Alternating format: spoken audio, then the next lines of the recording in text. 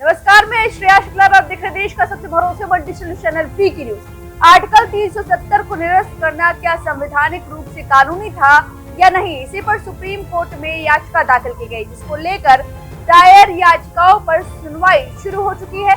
Supreme court ने अपनी सुनवाई में ब्रेक्जिट का जिक्र करते हुए बड़ी बात कही है। सुप्रीम कोर्ट ने याचिका पर क्या कहा वो बताया, उससे पहले ब्रेक्जिट के बारे में समझ लीजिए। बता दें, ब्रिटेन के यूरोपीय संघ से अलग होने को ब्रेक्जिट नाम दिया गया। ब्रिटेन का यूरोपीय संघ से बाहर निकलना राष्ट्रवादी उत्साह में बढ़ोतरी हुआ और मुश्किल इमिग्रेशन नियमों और बिगड़ती अर्थव्यवस्था के कारण ऐसा हुआ। ब्रेक्जिट को लेकर ब्रिटेन में 2016 में जनमत संग्रह हुआ था, जिसमें लोगों का बहुमत ब्रिटेन के यूरोपीय संघ से अलग होने के पक्ष में था। जनमत संग्रह के रुझान के बाद कैमरन सरकार को इस्तीफा देना पड़ा था। तब कंजर्वेटिव पार्टी की थेरेसा मे की गई अगुवाई में सरकार बनी। अब इसी ब्रेक्जिट को लेकर सीजीआई की अध्यक्षता वाली 5 जजों की संविधान पीठ ने टिप्पणी की है।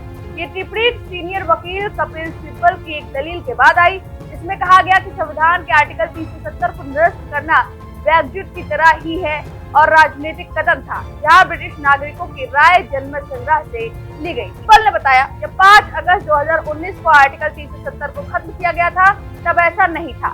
सिब्बल नेशनल कॉन्फ्रेंस के नेता मोहम्मद अकबर लोन की ओर से पेश हुए थे, जिन्होंने आर्टिकल 370 को निरस्त किए जाने को चुनौती दी है। उन्होंने कहा कि संसद में जम्मू कश्मीर पर लागू संविधान के प्रावधान को एक तरफा बदलने के लिए अधिनियम को अपनी मंजूरी दे दी गई। ये सबसे बड़ा सवाल है, क्या किस अदालत को ये तय करना होगा कि क्या भारत सरकार ऐसा कर सकती है। सिब्बल ने जम्मू कश्मीर की संविधान सभा का जिक्र करते हुए कहा, गैर मौजूदगी में आर्टिकल 370 को निरस्त करने की संसद की शक्ति पर बार बार सवाल उठाया गया।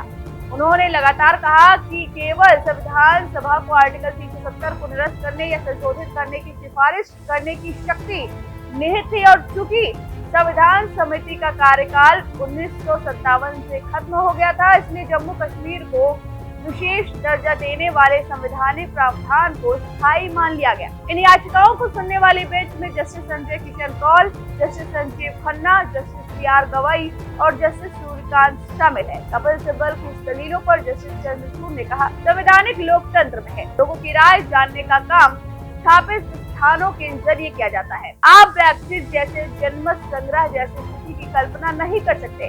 उन्होंने सिब्बल के इस विचार से सहमति जताई कि ब्रेक्जिट एक राजनीतिक फैसला था, लेकिन हमारे जैसे संविधान के अंदर जनमत संग्रह का कोई सवाल ही नहीं है। अब सुप्रीम कोर्ट ने कपिल सिब्बल की इन दलीलों को खारिज कर दिया है। अब इस पर आप क्या राय है, हमें कमेंट करके जरूर बताएं। वीके न्यूज, राष्ट्र के नाम।